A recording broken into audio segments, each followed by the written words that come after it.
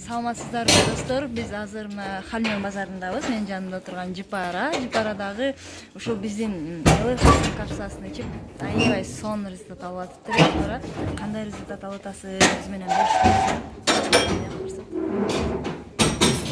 Мен сердечный давлением бар болчу.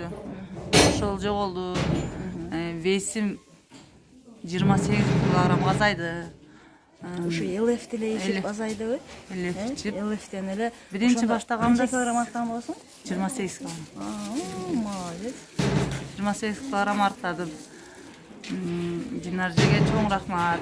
Динарже себепчи болуп, ошол частный клиникада көп жатчумун. Жылга 3 жолу, 4 жолу. Азыр Кудайга шүгүр иштерим оорубайт, давлениям көтөрүлбөйт, жүрөгүм оорубайт. Зообум бар эле, зооп бар эле да. 3-чү степенде чоңоюп кеткен болчу да. 3-чү степен болду. Эми Кудайга шүгүр жакшымын да азыр. Энергичныймын. Кысабы эле, Ой, кысат эмес, кадимкидей одышка берет эле да. азыр андай жок, а? Өткөнү 4 ай болду. Барып текшеринсем өзү бар беле дейт врач. Өзү негизи бар беле дейт. Анан мурдаган Көрдүңүздөрбү? жанагы гормональный бар эле да. Китеп болуп, журнал болуп жазыла турганчы. Ошону алып барсам, ушунанбы не ичкенсиң, не жедиң деп таң калат. Ошондой. Анан бетимде дак бар деп атап элең, а?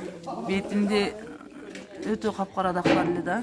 Аны косметический вообще Азыр жоголбогон мына да. бетин карасаңыздар, таза тур, тымак. Ошо, ичиңиздер. Результат жакшы болот. Кудай кааласа, эми бирөө себепчи болуп, экинчиси аягат экен. Динаржеге даан чоң рахмат, ишиңизге ийгилик.